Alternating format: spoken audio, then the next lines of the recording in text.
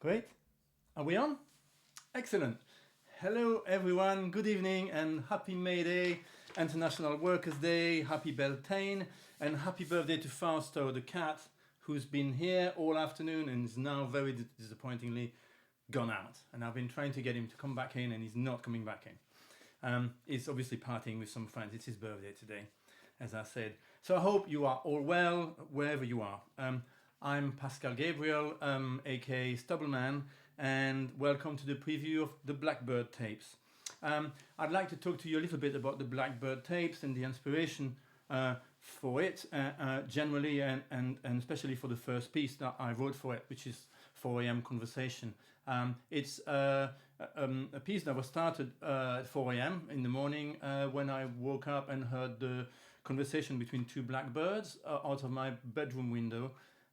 The advantage, if there is an advantage, the nice thing about this period of insulation that we've all had, isolation we've all had in London, is that the bird song has been much bigger, much louder than usual, and it's been wonderful to hear them. And those particular blackbirds were really great. They were really having a good conversation. One very near our house, I think probably on the roof, and the other one about 200 meters away.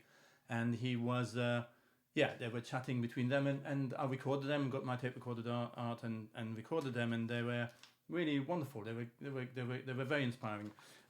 So that's how the whole thing started. Later that day, I took the recording downstairs in the studio, fiddled around with it, and I found that actually it needed very little. It needed very minimal arrangement. So I decided to stick to just two synthesizers and the piano as part of the music, to create the music with it. This synthesizer here called Two Voice Pro, made by Oberheim, and this GRP A4 made by GRP in Italy. That's an American synthesizer. That's an Italian boutique synthesizer made by a guy near Rome. And this Schimmel upright piano, which is actually a little bit out of tune, and I apologize for that, but I couldn't get a tuner to come around, obviously. But it sounds okay for these pieces. So I deliberately limited my compositional tool to these three instruments. Then I started playing a little bit with some ideas, and I found actually I needed to limit myself further. And so this only plays the bass. It plays a maximum of 3 bass notes per song. I limited it to 2 or 3 tones per songs. In fact, the first 2 songs they've got only 2 tones. And that plays a kind of fluttery sequence that I fade in and out with the volume pedal I've got down here, you can't see. And that kind of, to me, echoes the fluttering of the birds throughout the pieces. Apart from the third piece, which I'll tell you about later. And the piano plays a very simple motif, an arpeggiated kind of riff, played loosely, very loosely, in a kind of bird style piece. So I started doing this piece, recording it, and I found actually the results were really encouraging and really successful to me, and played it to the record company. They really loved it and so on. So I did another one and another one, and so you're the first people in the world to hear him. So I'm very pleased that you're here. It's slightly strange talking to my own iPhone, but it's wonderful that there are people there. So I'll play them in chronological order. The tracks are called 4 a.m. Conversation, 6 a.m. Chorus, and 8 a.m. Soliloquy. And I'll talk a little bit in between each piece and tell you a little bit about them, and also look at questions that you may have, or you may have sent to Beth in the meantime, and chat a little bit about whatever the questions are. Okay, so to start with, we're going to do 4 a.m. Conversation, and I've made a big note on my notepad that I need to switch the talking microphone off, otherwise it's going to sound terrible. So I'll turn around and put my headphones on, the right way around, and switch the microphone off, and I'll see you in a few minutes.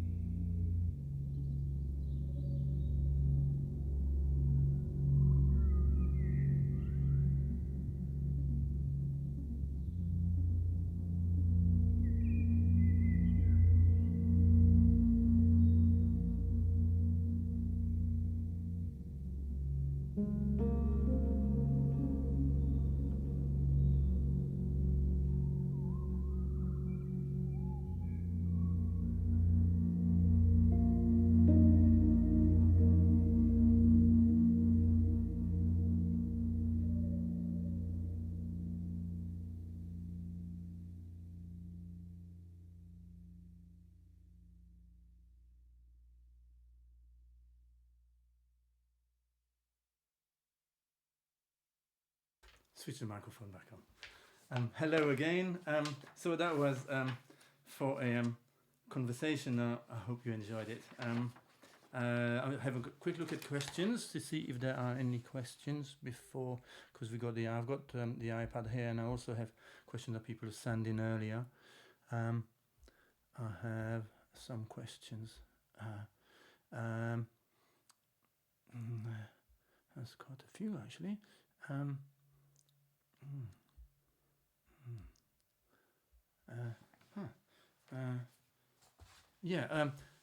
Birdsong. The birdsong sounds lovely on this track, but what does it say? How did you record it, and did you do any treatment afterwards? Well, I recorded it with my usual. I brought it here, just in case someone was asking that question. With this hairy guy. It's called a hairy guy because it looks hairy, and it's a Sony PCM digital field recorder. It's very basic, but it's very good, and I used that for most of the recordings, but I also used sometime this other guy, Hairy Friend, which is a microphone that connects to Hairy Guy. Hairy Guy, Hairy Friend. So they're the tools of my field recording trade, so to speak. So I recorded them. I didn't treat them at all. I basically recorded 20 minutes of the birds at 4 a.m., 6 a.m. and 8 a.m. on different days. Then I didn't treat them at all. I chose what to me were the most interesting 5 minutes. And then I did treat them after that. So what you hear on most of the tracks, although they've been maybe arranged slightly different 8 times, is the original recording of the bird at its normal pitch, then at half speed, and then half speed again, and half speed again. And what the half speed thing does, it brings it an octave lower and obviously half as fast. So you get this kind of really low end. When you do it 4 times, you get, the Blackbird sounds like a bass line, effectively. And also when you play them together, you then end up with a kind of an arrangement that where I fit in. And those 4 notes together, effectively, because they become 4 notes, suggest interesting things, and also they sound good, of course, and that's the important thing. And so that's the treatment I did do on the birds. Another question maybe, and then we'll get on. What made you move to the UK? That's an interesting question. Music. I came to the UK because I wanted to make music, and back in 1979 in Belgium, when I left Belgium to come here, there were no labels in Belgium virtually that made it possible to release your music. Cram Discs, the label I'm signed to now, started in 1980, the year after I left. And if he had been there, maybe I would have stayed. Who knows? So that's the reason. I wanted to come to London because I'd been to London a couple of times. It was a wonderful place, and it still is a wonderful place for creating music and making music. And so, that's why I came. So now we're gonna move on to 6 a.m. chorus. So it's a different day. It's 6 a.m. It's much busier. There are a lot more birds. I'm just checking on my notes here: crows, blackbirds, robins, tits, and so on. And they're all happy. It was recorded during a sunny week, and they were all making quite a lot of racket. So it created a different backing track, if you like, for my instrumentation, and a different inspiration. And so I'll play you that. But first I just remembered I need to adjust the synth, so it's because it's a slightly different sound. And I'll leave the mic open so you don't think I've been switched off or anything.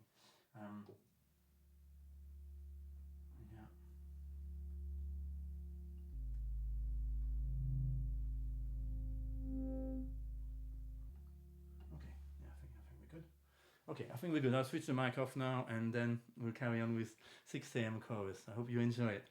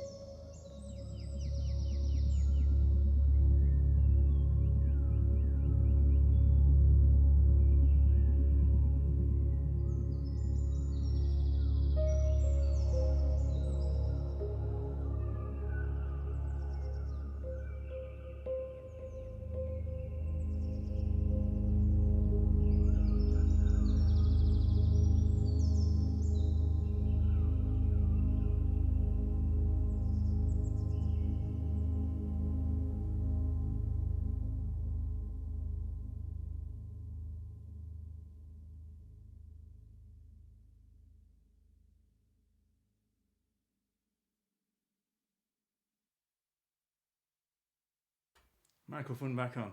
I remembered this time. In the rehearsals, I kept forgetting. So that was 6 a.m. chorus. I hope you enjoyed it. So I've looked at questions again. What do we have? I'll have a quick look. There. If money were no object, what music video would you like to make? And would you ever to make one long, consecutive piece? It's a good question. It's a long question. Requires perhaps a quite long answer, but I'll try to make it as short as possible. Yes, I am doing that, actually. The second album, let me talk about the first album first. First album, Mountains and Plains, and it's out now. It's been out. Came out last April, on Cram Discs. It's wonderful. I'll talk a little bit more about it later. Second album, called temporarily 14643, but actually not temporarily. It will be called 14643. It's the length of the album. It's also the time it took me to cycle up the Mont Ventoux, which is a mythical climb, a cycling climb in Provence. And the whole album will be about that, and about the Mont Ventoux in general, and about cycling, and about the struggles, and about all that stuff. And for those of you who were at the concert at the Purcell Room last November, and as part of the London Jazz Festival, I played the last 25 minutes of that with a movie that Pippa here filming us tonight had made, and eventually the whole of the album, the second album, will have a film that's 14643 to accompany it. So yes, the answer is yes, and I have thought about it, and we are doing it, and we're definitely working on that. Another question. You've worked in so many areas and genre of music. What music do you tend to listen to? Oh, that's kind of easy to answer that question. Well, I listen to lots of different instrumental music: Steve Reich, Niels Fram, Wing Victory for the Sullen, Christina Vansu, loads of these kind of artists. But I won't really list them all here because the list is too long. But if you want to know, I have a playlist on Spotify called Radio Stubbleman, which I update monthly, and you can subscribe to, and you will be automatically updated every month with usually a couple of hours worth of music that I like that particular month, that really tickle my fancy in that particular month. So that's the thing. That's the answer for that one. Love your audiovisual work. Do you think in a perfect world every song would have a corresponding video, and do the video IDs come sometimes from before the music? Well, yes. Everything we've released so far, including some remixes, which I'll tell you about in a minute. But the whole album, when we play it live, has a movie for it, and we've got a single movie for every track of the album on the website. On the EP, the first track of the EP, 4 AM Conversation, has a video for it. And yes, the answer to the second question, do video IDs come sometimes before the music? Yes, they do. Badlands Train was written completely because of the video. We were driving around in this American coast-to-coast trip. We were in the northern Texas area, and in a big plain in the middle of nowhere. The train came the other way. There was a straight road. There's millions of them in the States. The train came this way. We were driving that way. I quickly opened the window, got the camera out, filmed it for 6-7 minutes. And when I looked back at it, I thought, this is just great. This is like a pre-made song. So I then wrote the song of the Badlands Train, our song that's on the album. I wrote that entirely to the video from start to finish. And that's so that it's rare, but it can happen. The next track I need to talk to you about is coming back to the EP now. It's 8 AM Soliloquy. Now that's it's about the solitude of the lone bird. Really, it was 8 o'clock, a different day again, and there was this little tweety bird. I'm not sure what it was. I think it was a robin. I don't think it was a blackbird. But it was outvoted on the Robin Tapes. Didn't quite sound as good on the EP title. So anyway, I think it was a robin or a tit, and it was just lonely. And by that time, this is the last recording I did, there was a bit more noise in the city. It had changed. You know, the real stillness of the first couple of weeks of isolation had gone up a notch. And there were builders around the back making some noise, and there were, you know, there was disturbance, if you like. And throughout this recording, you can kind of hear him just kind of going, oh, all my mates have gone and I'm a bit on my own, and there's weird noises, and it's a bit, you know, and it felt to me that it was a bit slowly getting, you know, quieter, and of course I projected there, but you know, it's kind of part of artistry, I suppose. And it's probably the most sad and melancholic song of the EP, and so what I decided to do on this one, rather than have the sequence fading in and out, which you heard on the previous two tracks, which I normally control with this volume pedal down on the floor. You can't see it, but it's online. Actually, I took a photo of Faster on it. The sequence on this particular track is all the way through. It's relentless, and he creates a sense of urgency that I think was necessary to make it feel like the world is waking up out of this darkness, if you like, but at the same time it hurts the birds a little bit, you know. And so that's kind of, it's melancholic and sad, and I hope you enjoy it. I'll get on with that. I just need to do one more little change on here, and that's quite easy to do there, and switch the mic off, and I'll be there.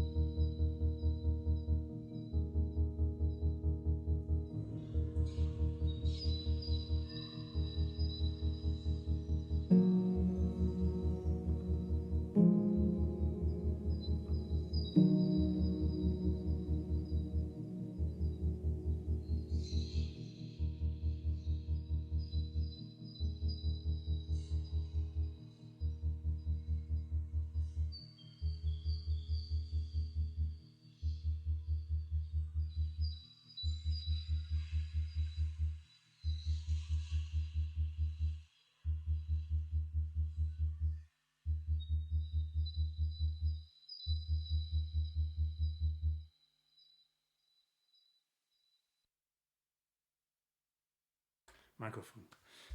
So that was 8 a.m. soliloquy, and I hope you enjoyed it. And so I have quick look at the last questions. Any last questions coming in? Interested to know if you get immediate sounds in your head when you see these sites that inspire you, or is it just a sensation of inspiration and the tunes come later? Well, I certainly get, that's a good question. I do. I have, certainly you hear some not arrangement, but you get a sense of what would work and what would not work, as you would actually working in the pop field with a singer. You hear their voice and you think that will work well. It's just a similar kind of thing, but it's really the atmosphere as well, of course, and we project it, of course. I mean, that little lonely bird on the last piece, maybe he was really happy, but I felt really sad listening to it, and that's the way I translated it into the piece of music. So I do, yeah. I mean, it's important, I think, to listen carefully and to be close to the emotion, especially if you make music. That's how I do it. That's how it works for me. I'll see if there's another one that had been sent earlier that might be good. Interesting for everyone to hear. There's a very silly one. What's on the rider for this live stream gig? Well. Probably chicken curry, actually, but we'll see. So I've got to announce some releases, which are very exciting. This EP is coming out on Cram Discs and on all the digital platforms in a month, on Friday the 5th of June. And there is a great video for 4 a.m. Conversation that Pippa has made, and it's really, really brilliant. She's really captured the feeling of it and turned it into a really great piece of visual art. But before that, before this release, this EP release, next Friday on the 8th of May, there's a fantastic, really fantastic remix that Miss Kitten has made of a track called Great River Road, which is accompanied also by a great short film that Pippa has made. And it's really fantastic, and that's coming out next Friday, a week today, on the 8th of May. And the Great River Road is a track, Great River Road, rather, pardon me, is a track on the album Mountains and Plains that was released last year. And the album, for those who aren't familiar with it, it's an audio travelogue from a road trip that I made from the East Coast to the West Coast of the US, and recording loads of field recordings on the way, and basically turning those field recordings into pieces like this. Those were very different because, of course, the places were different for each song, whereas this one was my bedroom window for each of those. But it's an excellent album, even if I say so myself. So please, if you enjoy this, sign up to the mailing list of the website on stubblemanmusic.com. If you want to be kept informed, I promise not to send it more than occasionally. I'll send them once every 2 or 3 months. And I promise not to give your email address to anyone else. Promise, because I get lots of crap as well, and I don't want to send anyone any crap on my behalf. So I'd like to now give a lot of thanks to people. I'd like to thank Beth Sinden at Serious, who's been absolutely brilliant on this project. I'd like to thank David Jones at Serious as well, and the whole of rest of the Serious Live team, who have been really brilliant. I'd like to also mention that at the moment the live sector, as you can imagine, is really entering really unprecedented times, and Serious Music have been really brilliant, and they're not expecting me to say this, but I think if you enjoyed this evening concert performance that I've given you, give them some look at their charity and their trust, and if you feel like this was worth a few bob, then give it to their trust. It's on serious.org.uk/donate, and they do great things for young musicians and struggling musicians, and they're really brilliant. So do help them if you can, if you feel like it, if I was worth it. I'd like to also thank Sophia and Hannah and Mark at Cram Disc. Sophia's basically done all the sorting out for this evening, a presentation on Crammed. And I'd like obviously to thank Pippa Angar, my wife, for her amazing filming skills and her artwork. And I'd like lastly to thank all of you for virtually coming along to my living room. And I'm very disappointed in Fausto. I don't know what you think, but honestly, I know it's his birthday, but quand même. Huh? Anyway, goodbye, and it's been wonderful to... I forgot. I've got to announce also on Serious live streams, they've got next week, in 2 weeks' time, they've got, I think, Camilla George, and 2 weeks after that, they've got Abel Selako, who we saw at the launch of the London Jazz Festival, and he's absolutely brilliant. So check their streams. They're really worth it. And anyway, that's all. I forgot. I just looked at my piece of paper and I just remembered that I had to say that. I wanted to say that. So anyway, goodbye, and thank you so much for coming. I hope you enjoyed it. And I hope to see you all in person sometime. Bye.